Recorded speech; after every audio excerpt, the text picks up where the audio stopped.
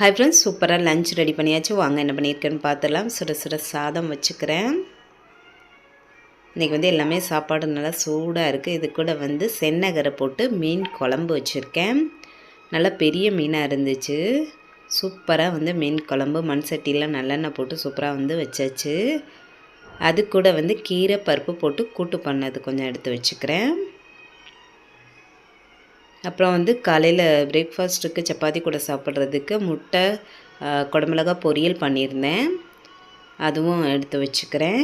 இந்த முட்டை குடமிளகா பொரியல் வீடியோ காலையில் அப்லோடு பண்ணியிருக்கேன். தேவைப்பட்டுச்சுன்னா செக் பண்ணி பாருங்கள். ரொம்பவே டேஸ்ட்டு சூப்பராக இருக்கும். அப்புறம் ஒரு மீன் நல்லா பெருசாக இருந்துச்சு. அதை அப்படியே முழுசாகவே ஃப்ரை பண்ணியாச்சு. செம்ம டேஸ்ட்டாக இருந்துச்சு. அவ்வளோதான் இன்றைக்கான சூப்பரான லன்ச் மெனு. ரொம்ப நாள் கழிச்சு மீன் குழம்பு வச்சுருக்கேன். சூப்பராக சாப்பிட போகிறேன். நீங்கள் எல்லோரும் சாப்பிட்டீங்களான்னு கமெண்ட்டில் சொல்லுங்கள். Bye friends.